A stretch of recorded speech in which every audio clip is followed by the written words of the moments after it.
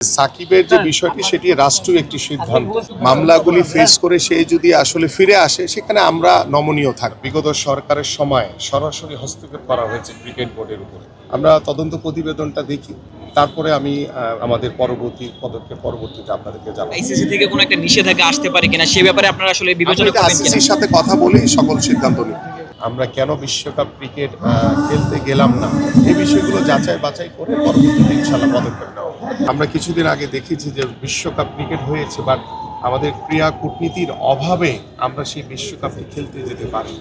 কিন্তু কেন এটি হয়েছে সেটিও আসলে তদন্ত করে দেখার বিষয় রয়েছে, এবং আমি আশা করি যে এই বিষয় নিয়েগুলোও আমি একটি তদন্ত কমিটি করে আমি পরবর্তীতে যে কেন আমরা বিশ্বকাপ খেলতে গেলাম না, কেন আমাদের কোথায় সমস্যা ছিল বা কেন আমাদের ক্রীড়া কূটনীতির অভাব ছিল, সেই বিষয়গুলো আমরা তদন্ত কমিটির মাধ্যমে পরবর্তীতে আসলে আমি এগুলো প্রতিবেদন আকারে আমি ক্রিকেট বোর্ড এবং যারা এটার সাথে জড়িত ছিল তাদের কাছ থেকে আমি অবশ্যই চাই। অলরেডি আমাদের যে কোয়াবের মিথুনের নেতৃত্বে একটি ওদের ক্রিকেটের একটি টিম আমার কাছে এসেছিল। আমি কথা বলেছি, ওদের শতাগুলো শুনেছি, এবং আমি বলেছি, আশ্বস্ত করেছি যে পরবর্তীতে আমরা এই বিষয়গুলো, যেহেতু আমাদের একটি রমজান মাস চলমান রয়েছে, আমরা ঈদের পরে আমরা কেন বিশ্বকাপ ক্রিকেট খেলতে গেলাম না, এই বিষয়গুলো যাচাই বাছাই করে পরবর্তীতে ইনশাআল্লাহ পদক্ষেপ নেওয়া হবে। প্রথমে কিন্তু আপনাদেরকে একই কথা বলেছি যে সাকিবের যে বিষয়টি সেটি রাষ্ট্রীয় একটি সিদ্ধান্ত, এবং তার যে মামলাগুলো রয়েছে সে তার ব্যক্তিগতভাবে সে মামলাগুলো ফেস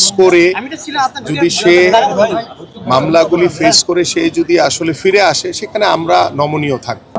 আমার কাছে মনে হয় যে যেহেতু অভিযোগটি নির্বাচনের আগেই আমি নিজেও এটা সম্পর্কে বলেছি যে যেভাবে বিগত সরকারের সময় সরাসরি হস্তক্ষেপ করা হয়েছে ক্রিকেট বোর্ডের উপরে, এবং এটি আপনারা সকলেই জানেন, এগুলো নতুন করে আসলে বলার কিছু নেই।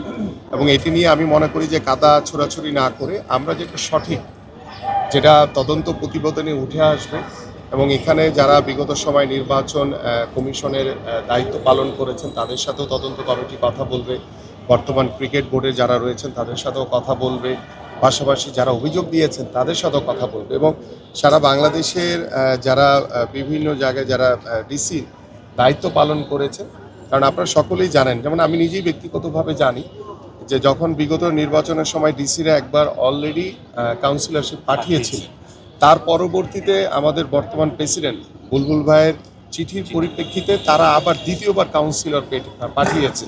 সো এটা তো একদম দৃশ্যমান সত্য কথা। সো এটি নিয়ে যদি এখন মানে সেই বিগত স্বৈরাচারের মতো যদি কথা বলে যে আমরা যেটি করেছি সঠিক করেছি, সেটি আসলে সমুচীন হবে না। আমার কাছে মনে হয় যে আমরা তদন্ত প্রতিবেদনটা দেখি, তারপরে আমি আইসিসির সাথে কথা বলে আমাদের পরবর্তী পদক্ষেপ পরবর্তীতে আপনাদেরকে জানাবো। আইসিসি থেকে কোনো একটা নিষেধাজ্ঞা আসতে পারে কিনা সে ব্যাপারে আপনারা আসলে বিবেচনা করবেন কিনা? আইসিসির সাথে কথা বলেই সকল সিদ্ধান্ত নিই।